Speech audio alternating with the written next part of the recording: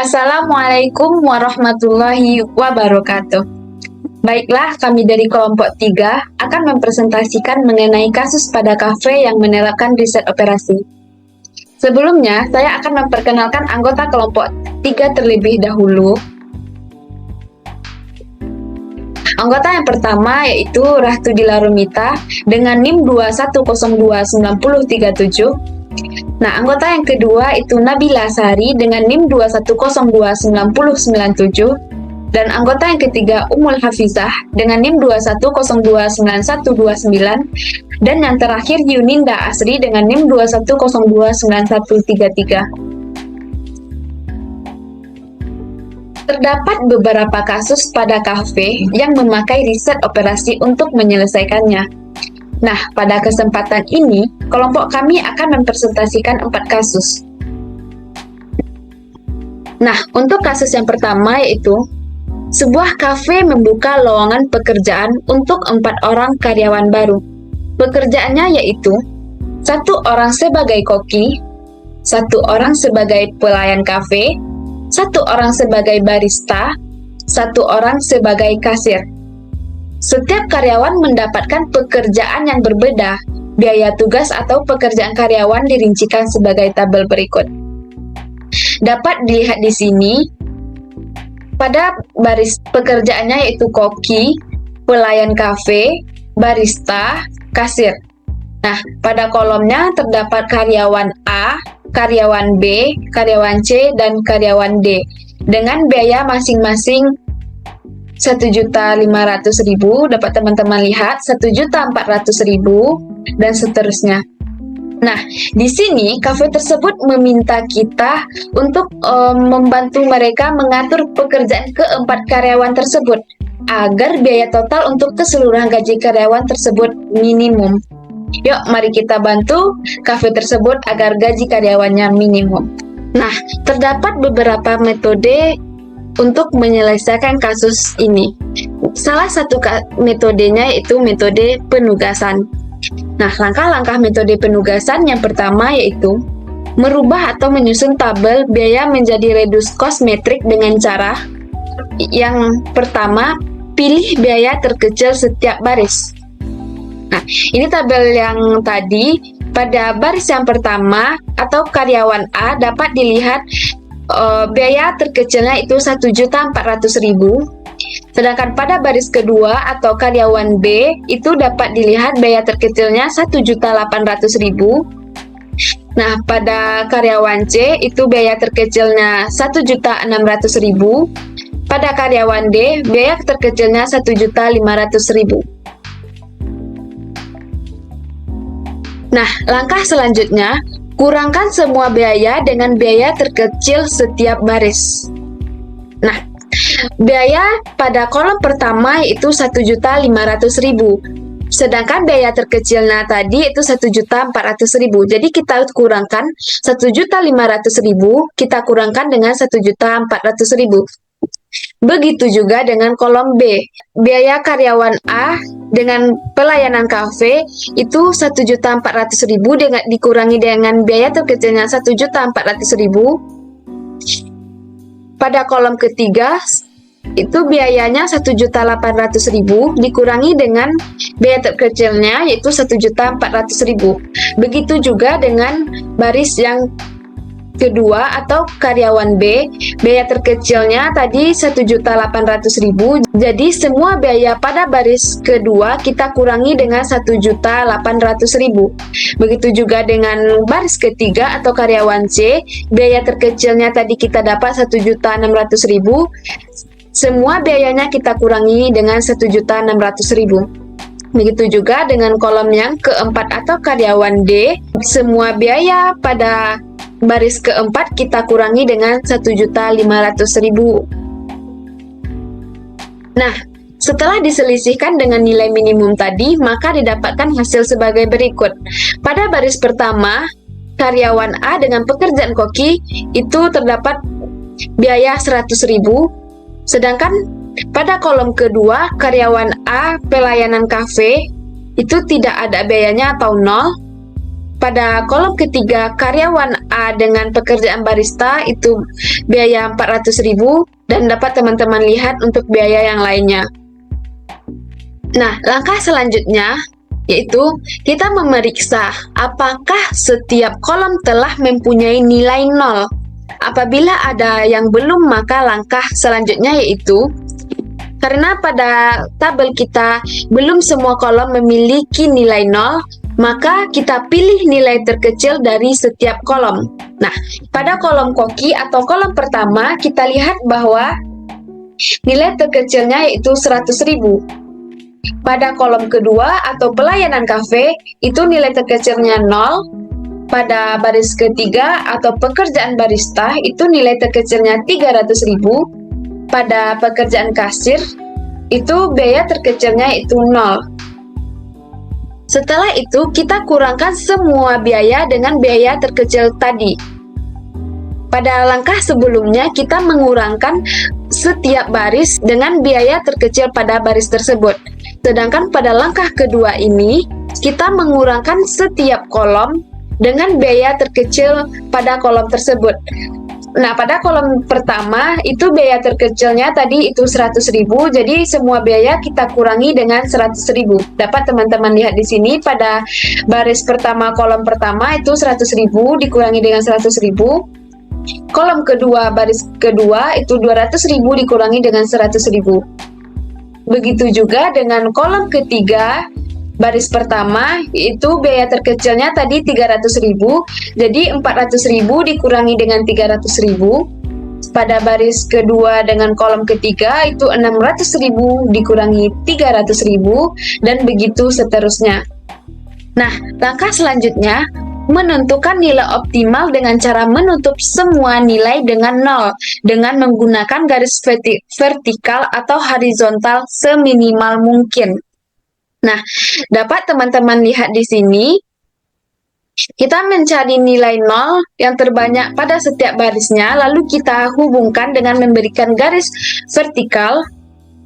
Pada baris pertama itu ada 2 0, lalu kita kunci barisnya dengan memberikan garis vertikal. Pada baris keempat atau karyawan D itu juga terdapat 2 buah 0. Tujuan kita mencari 0 terbanyak agar garis-garis kita ini kita berikan seminimal mungkin. Nah, selanjutnya kita cari pada kolom yang terdapat 0-nya terbanyak. Di sini dapat kita lihat 0 yang belum dicoret itu yaitu 0 pada baris ketiga. Jadi kita hubungkan dengan memberikan garis horizontal. Nah, selanjutnya baris yang belum tercoret itu yaitu baris kedua. Jadi kita berikan juga garis vertikal.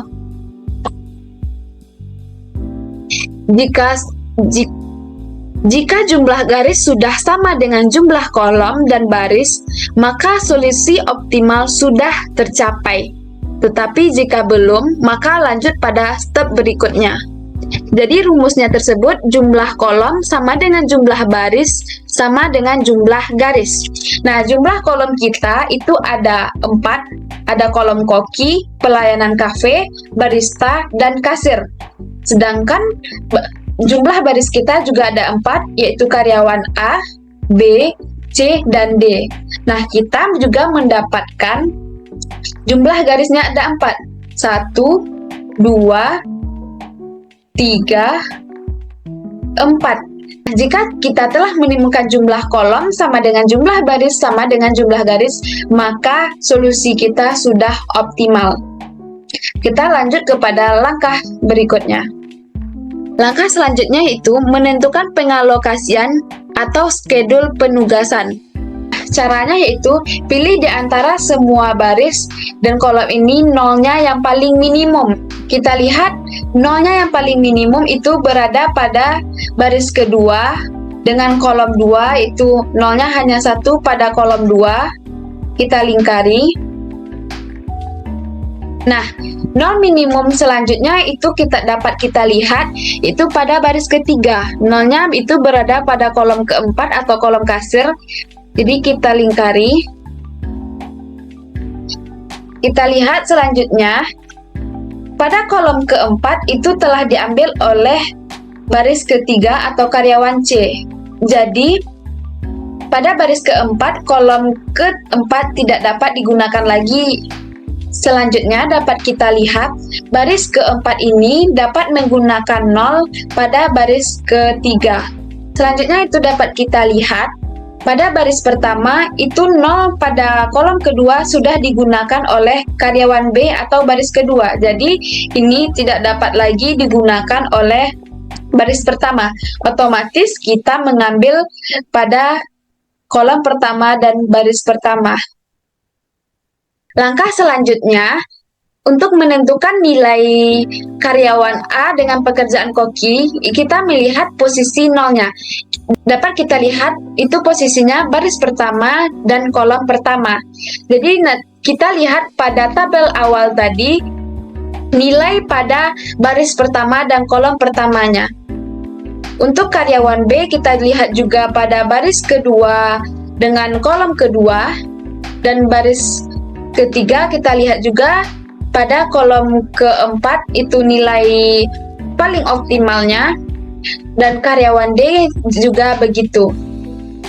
Nah, mari kita lihat nilai pada tabel awal tadi.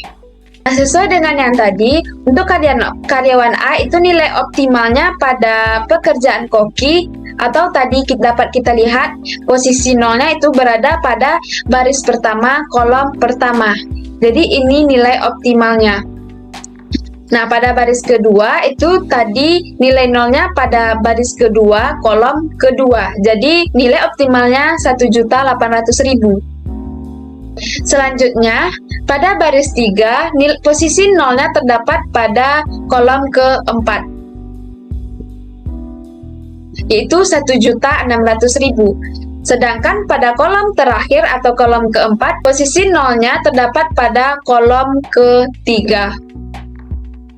Jadi, dapat kita simpulkan gaji minimum karyawan tersebut yaitu untuk karyawan A dengan pekerjaan koki, maaf ini bukan waktu tapi gajinya 1.500.000.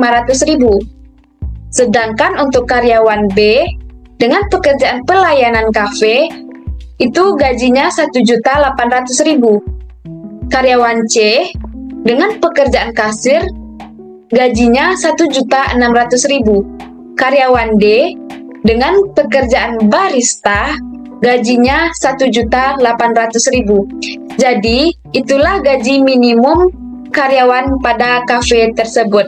Sekian penyelesaian kasus 1 dari saya. Untuk kasus selanjutnya akan dijelaskan oleh rekan saya.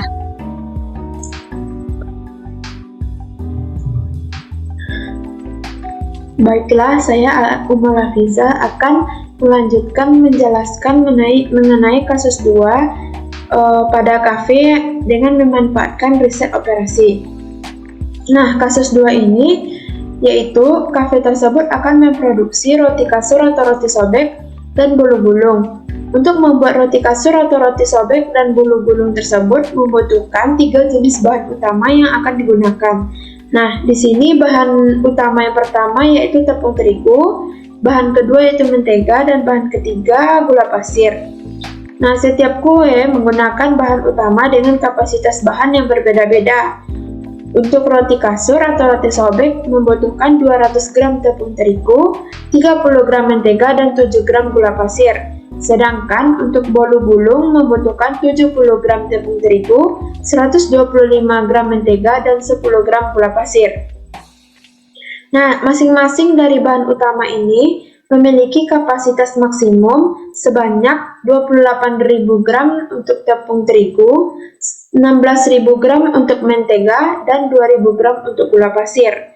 Nah, keuntungan yang diharapkan untuk masing-masing menu yaitu roti kasur dan bolu gulung ini adalah 15.000 untuk roti kasur dan 25.000 untuk bolu gulung.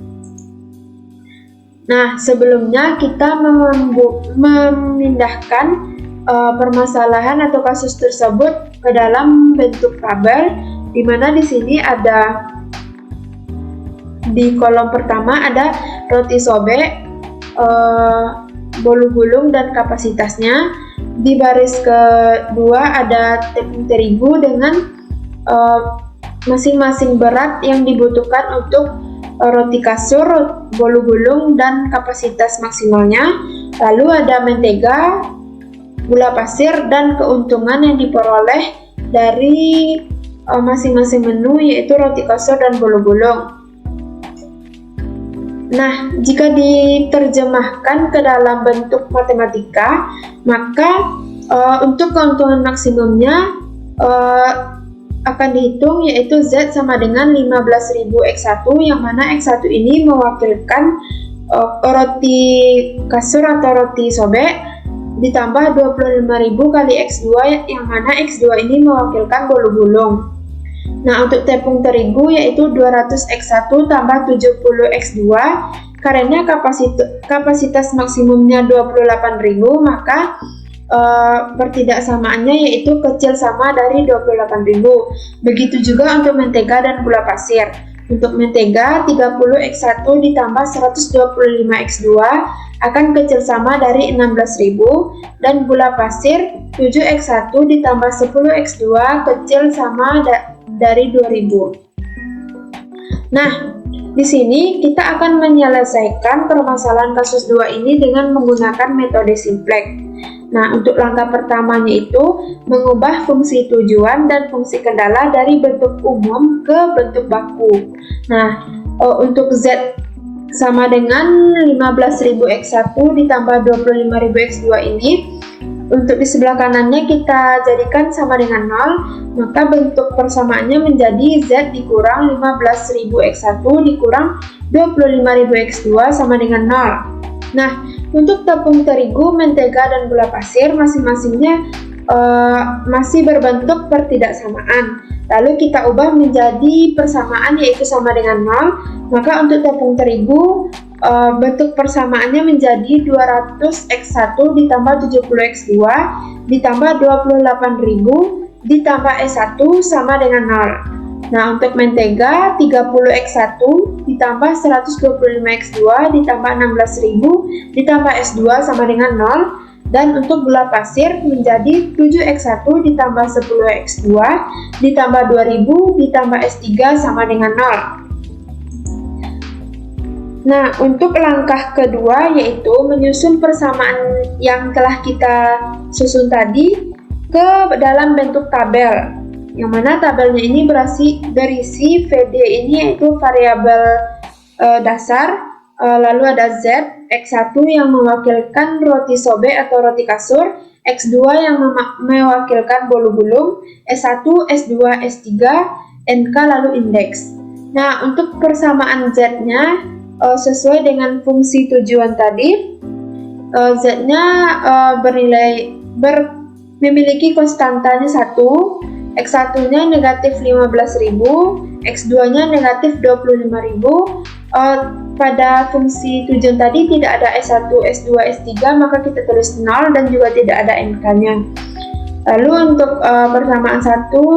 persamaan tepung terigu tadi, untuk Z-nya 0, untuk X1-nya 200, X2-nya 70, S1-nya karena tadi terdapat S1 maka dituliskan S1-nya 1, S2-nya 0, S3-nya 0, NK ini kapasitas maksimumnya yaitu 28.000. Begitu juga untuk S2 dan S3. Lalu setelah kita telah menyusunnya ke dalam bentuk tabel, langkah ketiganya kita memilih kolom kunci. Nah, kolom kunci diperoleh dari melihat persamaan Z, lalu diambil bilangan yang paling negatif. Di sini antara 1 negatif 15.000 dan negatif 25.000, yang paling negatif yaitu negatif 25.000.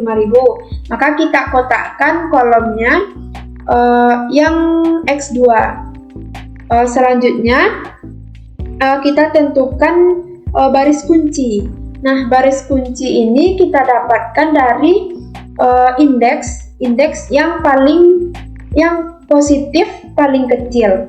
Nah, indeks ini diperoleh dari NK yang dibagi dengan kolom kunci tadi. Di sini 28.000 dibagi 70, 400, 16.000 dibagi 125 menjadi 128, dan 2.000 dibagi 10 menjadi 200. Nah, dari antara ketiga indeks yang telah kita dapatkan ini, yang paling kecil dan bernilai positif yaitu 128. Maka ditetapkan baris kunci ini terletak di S2, sehingga kita kotakkan bagian yang S2 ini. Nah, selanjutnya kita menentukan elemen kunci. Elemen kunci itu bisa kita peroleh dari baris indeks atau baris kunci tadi yang telah kita dapatkan, yaitu S2. Baris di S2 ini beririsan dengan kolom kunci, beririsan dengan kolom X2. Di sini kita peroleh elemen kuncinya itu 125.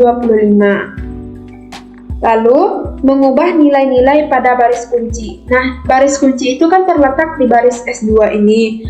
Lalu kita ubah dengan membagi baris kunci ini dengan elemen kunci. Nah, masing-masing dari baris yang terdapat di S2 ini kita bagi dengan 125. 0 kita bagi dengan 125, 30 dibagi 125, begitu juga 125 dan seterusnya. Nah, karena elemen kunci dan kolom kuncinya itu S2 dan X2, maka baris kunci ini kita ganti dengan kolom kunci. Pada variabel dasarnya kita ganti dengan X2. Maka S2 diganti dengan X2, 0 dibagi 125 tetap 0, 30 dibagi 125 kita jadikan ke bilangan desimal yaitu 0,24, lalu 125 dibagi 125, 1, 0 dibagi 125, 0, dan sampai seterusnya. Lalu, langkah selanjutnya, kita mengubah nilai-nilai selain baris kunci. Nah, di sini kan X2-nya ini kan baris kunci, merupakan baris kunci. Nah, selain dari X2 ini kita ubah bentuknya. Misalnya Z ini rumus untuk mengubahnya itu baris lama dikurang koefisien pada kolom kunci dikali nilai baru pada baris kunci. Nah, coba perhatikan nilai Z. Kolom kuncinya kan negatif 25.000. Nah, maka untuk mencarinya, baris lama Z ini 1 dikurang kolom kuncinya negatif 25.000 dikali dengan dikali dengan baris kunci yang baru. Nah, dikali X2 berarti 1 dikurang negatif 25.000 dikali 0. Maka 1 ditambah 25.000 kali 0. 25.000 kali 0 itu hasilnya 0, maka 1 ditambah 0, 1. Nah, begitu juga seterusnya, negatif 15.000 dikurang negatif 25.000 dikalikan dengan 0,24. Nah, maka hasilnya yaitu negatif 9.000. Begitu juga untuk X2, negatif 25.000 dikurangkan dengan negatif 25.000, kolom kuncinya sama dengan baris lamanya kan, berarti negatif 25.000 dikurang negatif 25.000 dikalikan dengan 1, jadinya negatif 25.000 ditambah 25.000, maka hasilnya 0. Nah, ini kita lakukan untuk baris Z, S1 dan S3, karena di sini kan tadi baris kuncinya X2. Nah, setelah kita peroleh Z, S1, X2, S3, selanjutnya kita ulangi kembali langkah yang pada Z sebelumnya.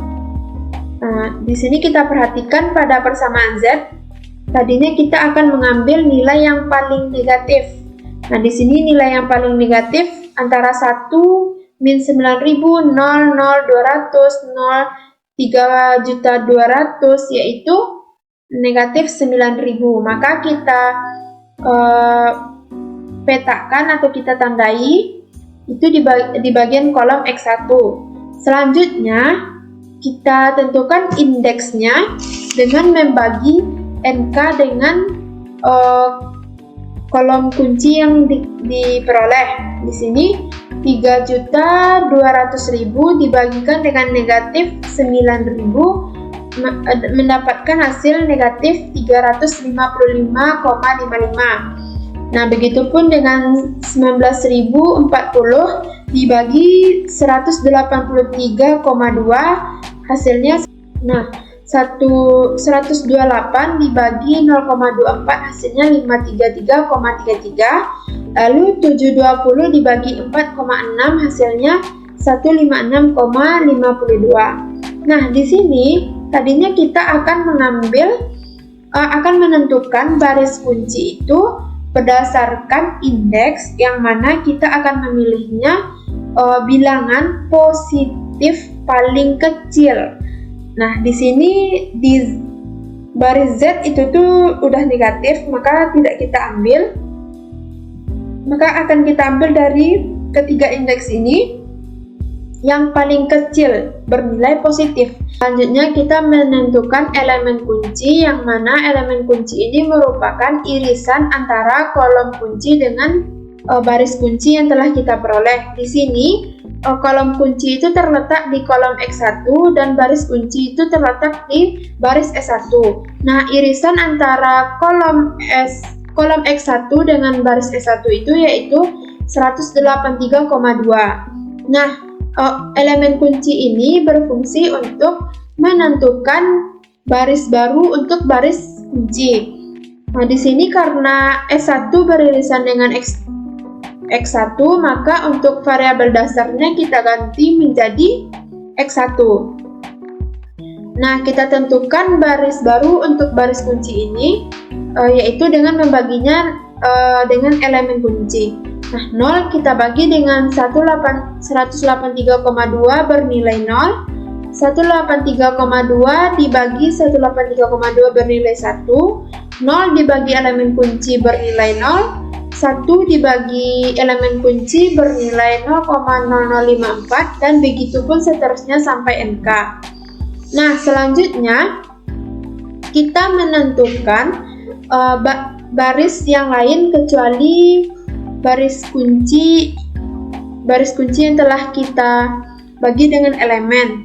Nah, untuk Z rumusnya tadi yaitu baris lama dikurang kolom kunci dikali baris baru. Nah, untuk nilai Z-nya yaitu 1 dikurang negatif 9.000 karena kolom kuncinya di baris Z ini yaitu negatif 9.000, berarti 1 dikurang negatif 9.000 dikali dengan baris baru yaitu yang terletak di baris X1. Berarti 1 dikurang negatif 9.000 dikali 0 hasilnya 1. Negatif 9.000 dikurang negatif 9.000 dikali 1 hasilnya 0. Lalu 0 dikurang negatif 9.000 dikali 0 hasilnya 0. Nah, ini kita teruskan sampai NK dan juga kita terapkan di X2 dan S3. Nah, setelah diperoleh kita cek kembali nilai Z. Ditemukan tidak ada yang bernilai negatif, maka bisa dikatakan penyelesaiannya sampai di sini. Dimana kita lihat untuk Z-nya atau keuntungan terbesarnya bernilai 4.135.370 dengan X1-nya 103,93 dan X2-nya 103,056. Maka kita ambil kesimpulan, jadi keuntungan yang maksimum yang didapatkan dari kedua menu adalah 4.135.370 dengan roti kasur atau roti sobeknya 103,93 dan bolu-bolunya 103,056. Nah, kita substitusikan ke persamaan atau fungsi tujuan yang telah kita tetapkan tadi, maka diperoleh Z sama dengan 15.000 kali X1. X1 ini untuk roti sobek tadi, ditambah 25.000 kali X2. X2 ini untuk bolu gulung. Nah, nilai Z-nya 15.000. Tadi kita dapatkan untuk roti kasurnya 103,93. Maka 15.000 dikalikan dengan 103,93 ditambah 25.000. Untuk bolu gulungnya tadi kita dapatkan 103,056. Maka 25.000 kita kalikan dengan 103,056. Diperoleh Z sama dengan 4.135.950. Nah, tadi kita dapatnya kan 4.135.370. Nah, ini berbeda karena penggunaan komanya. Setelah kita lakukan pembulatan, maka kita bulatkan 103,93 ini ke atas dan 103,056 ini ke bawah. Maka diperoleh Z sama dengan 15.000 dikali 104 ditambah 25.000 kali 103. Maka Z sama dengan 1.560.000 ditambah 2.575.000. Wah, maka diperoleh nilai Z-nya sama dengan 4.135.000 rupiah. Nah, sekian penjelasan kasus 2 dari saya. Untuk kasus 3 akan dijelaskan oleh rekan saya.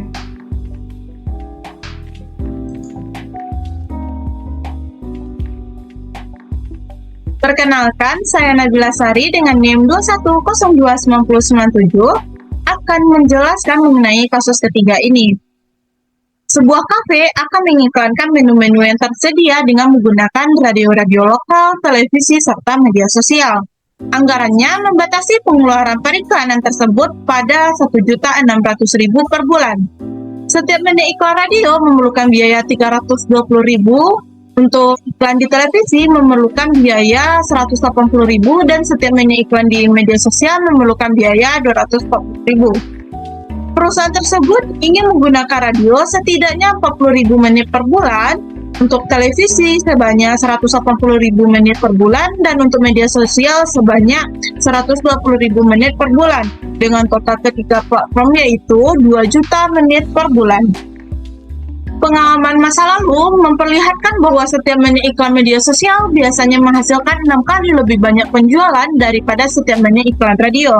Penjualan radio yaitu 400.000, sedangkan pada penjualan di televisi yaitu 2.160.000. Bagaimana penyelesaian persoalan di atas apabila kafe bermaksud untuk tetap melakukan pengiklanan tetapi dengan menekankan atau meminimasi risiko sekecil mungkin? Berapa lama waktu platform masing-masing yang dapat digunakan? Mari kita bantu kafe tersebut untuk menemukan biaya minimum untuk iklan pada menu-menu kafenya. Di sini kita bisa menggunakan metode simplex untuk menyelesaikan permasalahan kafe ini. Untuk penyelesaiannya, yang pertama kita tentukan dulu variabel yang terdapat pada narasinya. Yang pertama, variabelnya ada 3, yaitu X1, X2, dan X3. Untuk X1-nya yaitu biaya iklan di radio, X2-nya biaya iklan di televisi, dan X3-nya itu biaya iklan di media sosial. Nah, pertanyaannya, minimumkan biaya dari ketiga platform tersebut. Nah, untuk X1 tadi dikatakan bahwa biayanya 400.000, untuk X2-nya 2.160.000, dan X3-nya yaitu 6 kali lebih banyak dari radio. Biaya radio yaitu 400.000 dikalikan 6, yaitu 2.400.000. Itu biaya untuk biaya iklan di media sosial. Kita tentukan juga fungsi tujuan dan fungsi batas. Nah, fungsi tujuannya yaitu Z sama dengan 400.000 X1 ditambah 2.160.000 X2 ditambah 2.400.000 X3. Untuk fungsi batasnya yang pertama 20.000 X1 ditambah 180.000 X2 ditambah 240.000 X3 besar dari 161.600.000. Untuk batas yang ketiga 40.000 X1 ditambah 180.000 X2 ditambah 120.000 X3 besar dari 2 juta. Setelah kita mendapatkan fungsi tujuan dan fungsi batas, kita bentuk dia menjadi bentuk implisit. Nah, bentuk implisit untuk fungsi tujuan yaitu Z sama dengan 400.000 X1 ditambah 2.160.000 X2 ditambah 2.400 X3 ditambah 0 S1 ditambah 0 S2 ditambah MV1 ditambah MV2. Untuk fungsi batasnya 20.000 X1 ditambah 180.000 X2 ditambah 240.000 X3 dikurang 1 S1 ditambah 0 S2 ditambah 1 P2 ditambah 0 P2 sama dengan 1.600.000. Untuk batas yang kedua yaitu 40.000 S1 ditambah 180.000 X2 ditambah 120.000 X3 ditambah 0 S1 dikurang 1 S2 ditambah 0 P1 ditambah 1 P2 sama dengan 2 juta. Nah, kenapa di sini S1-nya dan S2-nya negatif? Karena dari tanda di fungsi batasnya ini besar dari, maka besar dari itu dia akan menjadi negatif 1. Jika dia kecil dari, maka ya positif 1 S1.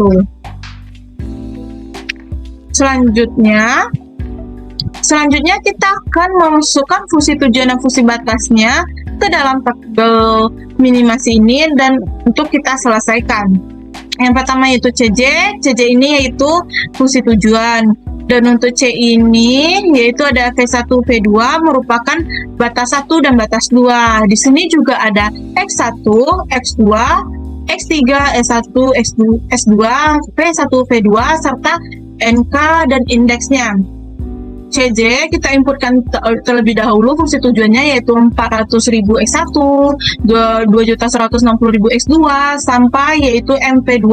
Nah, setelah kita inputkan CJ, kita inputkan juga nilai dari P1-nya yaitu batas yang pertama 20.000 X1, 180.000, 240.000 X3, negatif 1, 0, 1, 0.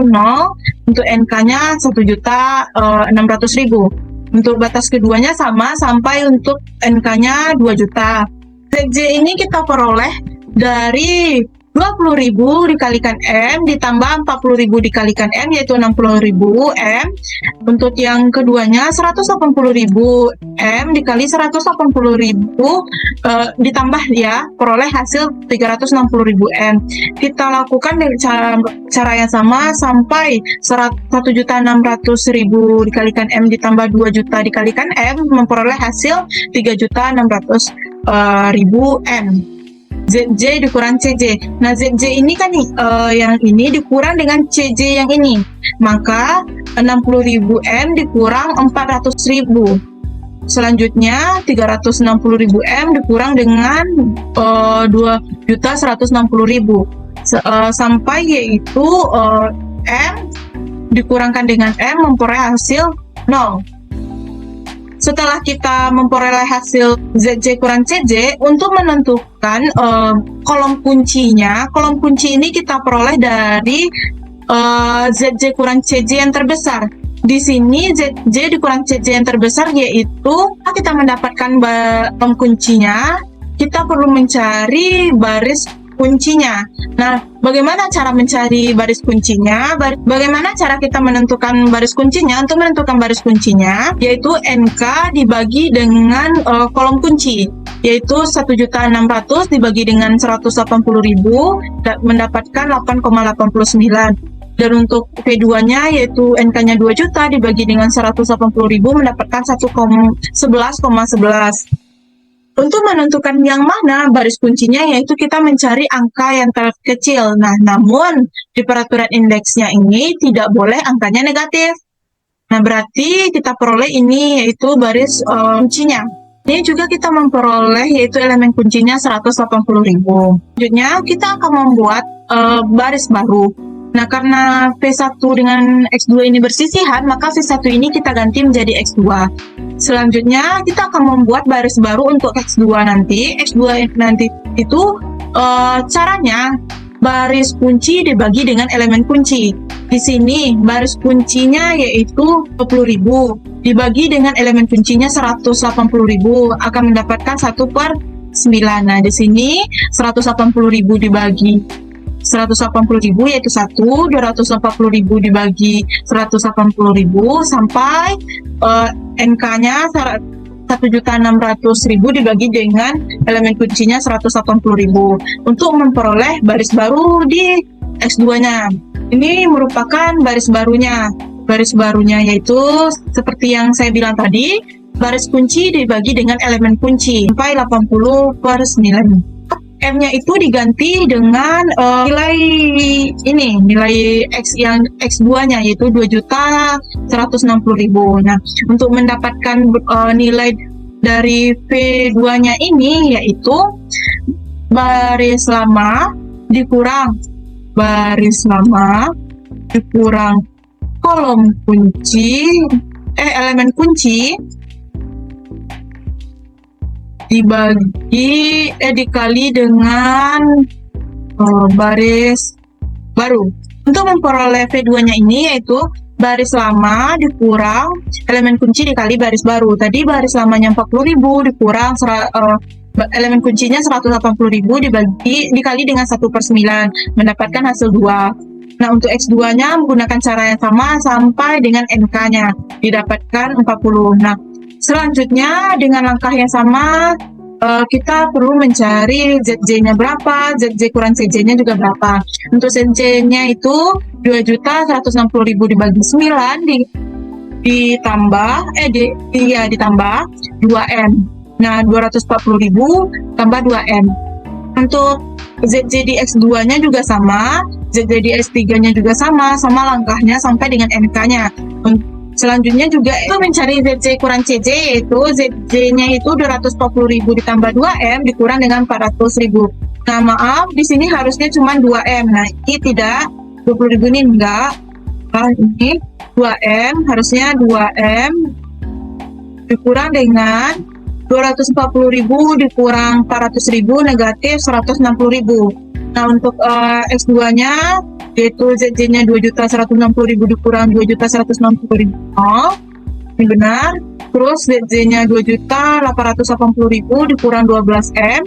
Nah, dikurang dengan 2.400.000 memperoleh hasil 480.000 dikurang 12M. Dengan cara yang sama juga sampai di sini. Nah, kolom kuncinya yaitu nilai besar dari ZJ kurang CJ. Nilai terbesar ZJ kurang CJ itu 2M dikurang 160.000.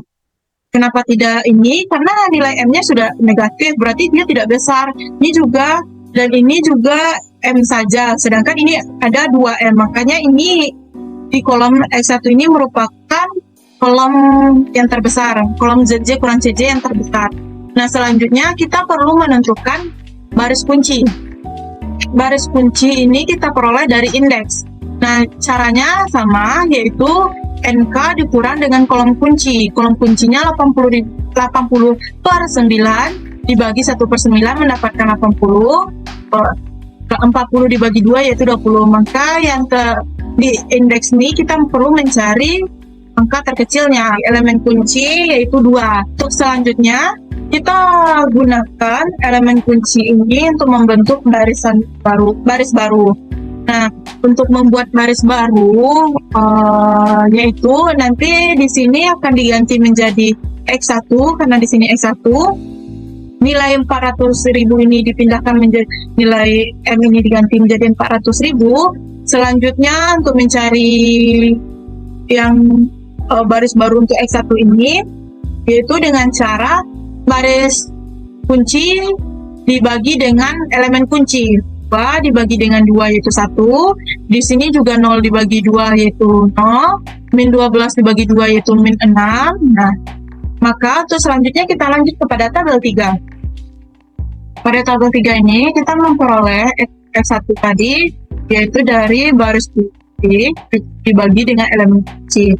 kita perolehlah baris kuncinya, yaitu tadi kolom kuncinya yaitu kan 2, berarti 2 dibagi 2 di 2 negatif 12 dibagi dengan 2 yaitu selanjutnya sampai mendapatkan 1/2 itu, sampai mendapatkan NK ini. Nah, kita juga perlu mencari X2-nya. X2-nya kita cari dengan baris lama dikurang elemen kunci dikali baris baru. Nah, diperoleh yaitu 0 sampai dengan cara yang sama seperti sebelumnya, sampai memperoleh NK 20/3. Nah, ZJ-nya juga dari 0 dikali 10 ditambah 2.160.000, yaitu ZJ-nya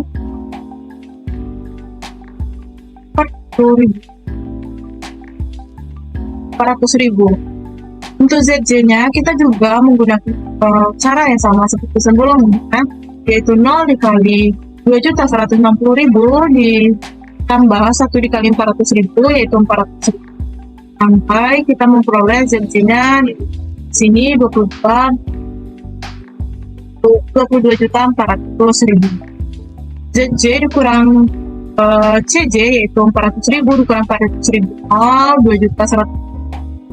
2.100.000 sampai memperoleh ini. Nah, di sini juga sudah biayanya terkecil dan tabel minumnya sudah berhenti di sini. Nilai X2 dan X3-nya itu X2-nya 20/3 dan X1-nya yaitu 20 dengan Z-nya 22.400.000. Jadi, kita peroleh nilai Z-nya yaitu 22.400.000, untuk X1-nya yaitu 20, X2-nya 20/3. Nah, maaf sebelumnya teman-teman, ini salah dalam pengecekannya. Dan untuk X3-nya sendiri yaitu 0. Ini untuk nilai Z, X1, X2, dan X3-nya. Kita juga bisa membuktikan bahwa nilai yang kita dapatkan ini apakah sudah benar. Caranya, kita masukkan lagi ke persamaannya. Seperti ini. Tadi persamaan fungsi tujuannya yaitu 400.000, X1 2.160.000 X2 dan 2.400.000 X3. Nah, kita masukkan nilai-nilai yang telah kita dapatkan tadi, maka diperoleh 22 Z sama dengan nilai yaitu dari 40.000 X1 ditambah 2.160.000 X2 ditambah 2.400.000 X3, maka terbukti bahwa itu merupakan nilainya. Maka kita memperoleh untuk platform pengiklanan agar biaya yang digunakan oleh kafe itu minimum. Untuk radionya yaitu 20, untuk X2-nya yaitu televisi 20/3, sedangkan untuk media sosialnya 0, dan dengan biaya minimumnya 22.400.000. Sekian penjelasan mengenai kasus ketiga dari saya. Untuk kasus selanjutnya akan dijelaskan oleh rekan saya. Nah, selanjutnya saya akan menjelaskan mengenai kasus yang keempat, di mana kasusnya yaitu pendapatan bersih atau laba yang diterima oleh kafe tersebut per hari dalam juta rupiah bergantung pada jumlah pendapatan kafe utama dan kafe cabangnya yang ditunjukkan oleh persamaan fungsi TR sama dengan 36X dikurang 3X kuadrat ditambah 56Y dikurang 4Y kuadrat. Nah, kafe tersebut menghadapi constraint dengan persamaan 5X ditambah 10Y sama dengan 80. Berapakah pendapatan kafe utama dan kafe cabang serta jumlah pendapatan maksimum yang diperoleh owner kafe itu? Nah, di sini kafe utama itu sebagai X dan kafe cabang itu dimisalkan sebagai Y. Nah, ini untuk penyelesaiannya. Kemudian kita tulis kembali fungsi tujuannya itu 36X dikurang 3X kuadrat ditambah 56Y kurang dengan 4Y kuadrat dengan fungsi kendala 5X ditambah 10Y sama dengan 80. Nah, langkah pertama untuk menyelesaikan permasalahan tersebut, kita menggunakan penyelesaian fungsi nonlinear dengan kendala persamaan. Nah, langkah pertama itu kita membuat fungsi Lagrange dari fungsi tujuan dan fungsi kendala. Di sini L sama dengan 36x dikurang 3x kuadrat ditambah 56y dikurang 4y kuadrat ditambah lambda dikali 5x ditambah 10y dikurang 80 sama dengan 0.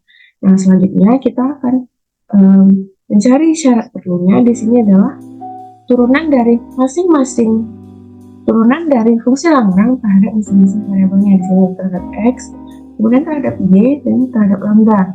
Nah, turunan fungsi Lagrange terhadap x yaitu 36 dikurang 6x ditambah 5 lambda sama dengan 0.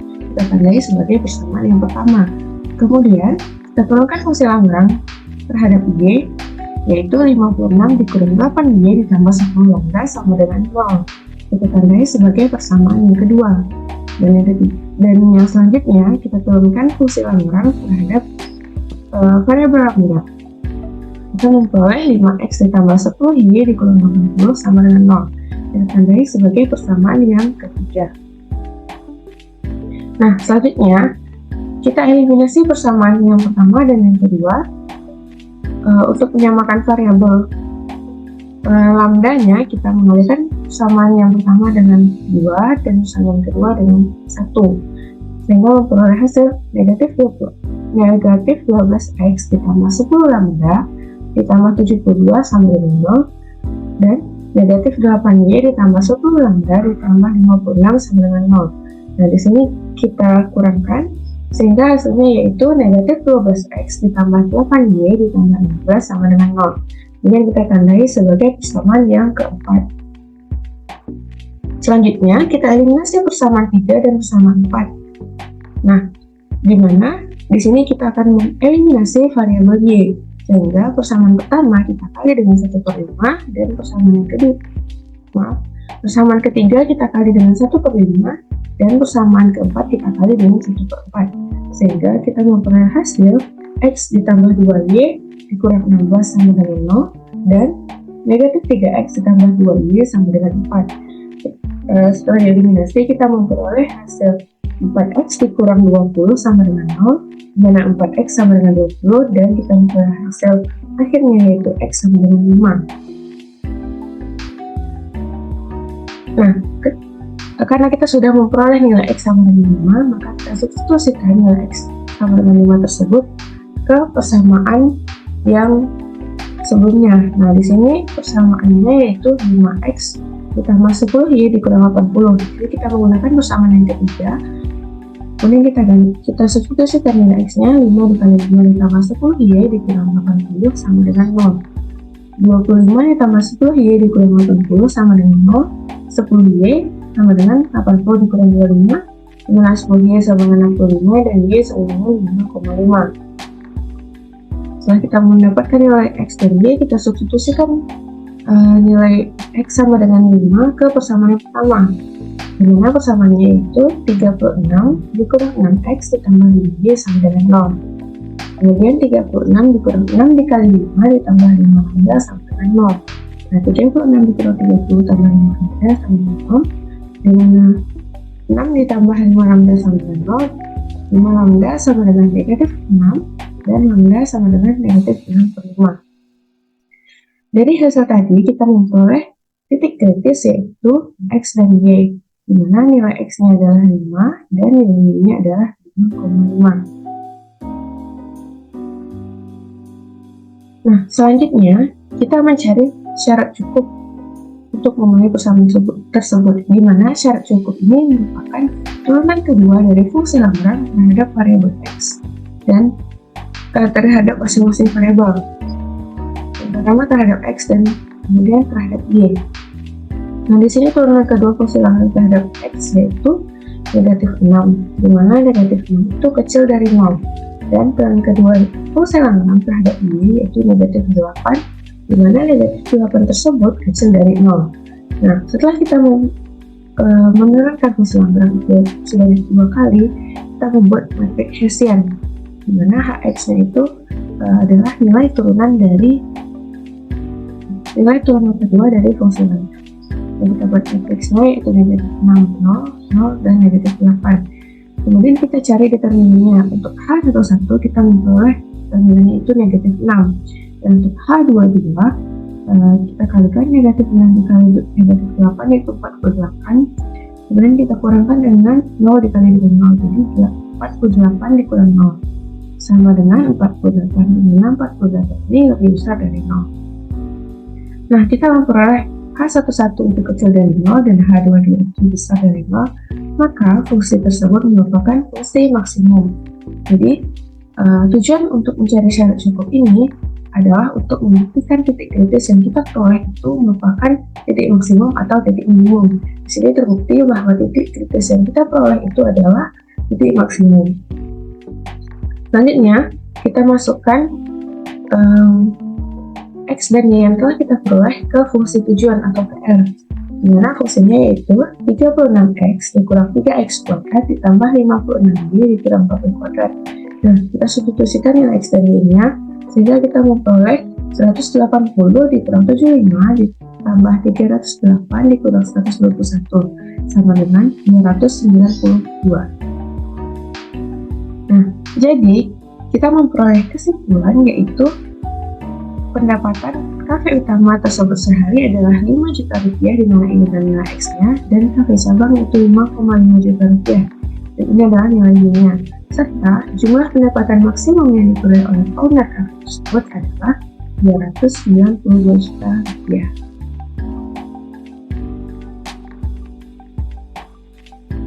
Nah, baik, demikianlah pembahasan kasus dari kelompok 3.